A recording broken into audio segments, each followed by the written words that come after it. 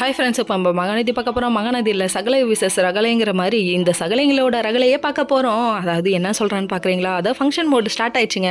அதனால இவங்க எல்லாருமே ஃபங்க்ஷனுக்காக ரெடி பண்ணிட்டு இருக்காங்க. அந்த டைம் பார்த்து நிவின் கேட்குறாரு, உங்கள் அம்மா கூட்டு வந்திருக்கலாம்லன்னு சொல்லிட்டு குமரன்ட்ட கேட்க, எங்கள் அம்மா கூட்ட நினச்சேன், ஆனால் அவங்க வந்தாங்கன்னா கம்முன்னு இருக்க மாட்டாங்க, கங்காவை எப்படியாவது கஷ்டப்படுத்துவாங்கன்னு அவங்க சொல்ல, ஐயோயோ எங்கள் அம்மா சொல்லவே வேணாம், மொத்த குடும்பத்தையும் கஷ்டப்படுத்துவாங்க அப்படின்னு சொல்லிட்டாங்க. எப்பா நல்ல மருமகனுங்களை தெரிஞ்சுக்கிட்டு உசாராக கழட்டி விட்டு வந்துட்டாங்க. ஆமாம், எப்படி சமாளிக்கிறது?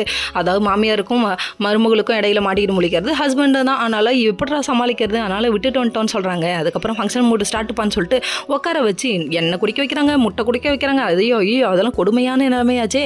சரின்னு சொல்லிட்டு ஒரு பக்கம் குடிக்க வச்சாலும் ஹெல்தி பாஸ் ஹெல்தி செஞ்சு தான் ஆகணுன்றாங்க. தலையும் புரியாமல் வாழும் புரியாமல் பார்த்துட்டு இருந்த நம்ம விஜய்க்கு ஒன்றுமே புரியலைங்க. உடனே பக்கத்து காத்தி மாமியை கூப்பிட்டுட்டாங்க. கூப்பிட்டு என்ன விஷயம் அப்படின்னு சொல்லி கேட்க, நம்ம நர்மதா பெரிய மனுஷி ஆயிட்டானோ, அவளுக்கு எல்லாத்தையும் செய்யணுமோ நோ அப்படின்றாங்க. நோலாம் இல்லைங்க, பட்டையை கிளப்புறேன் பாருங்க அப்படிங்கிறாங்க. தாய்மாமா மட்டும்தான் தாய்மாமா சீர் செய்யணுமா என்ன அப்படின்னு சொல்லி கேட்க, தாய்மாமா இருக்கிறவங்க செய்வாங்க, இல்லாதவங்க அக்கா வீட்டுக்காரரும் செய்வாங்க, மாமா முறையில் இருக்க எல்லாருமே செய்யலாம்னு சொல்லிட்டாங்க. அப்போ பட்டையை கிளப்புறது பாரு அப்படின்னு சொல்லிட்டு இவர் வேற லெவலில் இறங்க போறாருன்னு நினைக்கிறேன்.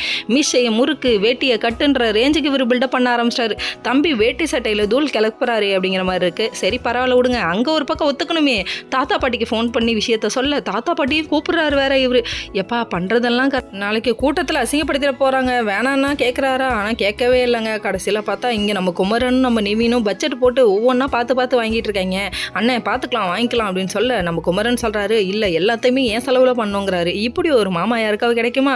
குடும்பத்துக்காக விழுந்து செய்கிறத பார்த்தோன்னே நம்ம கங்காவுக்கு அப்படியே லவ் பொங்கி வலிக்குதே அப்படிங்கிற மாதிரி இருக்குது. நம்ம காவேரிக்கு விஜயை பார்த்தோன்னே லவ் அதுக்கு மேலே பொங்க போகுது. Okay friends, next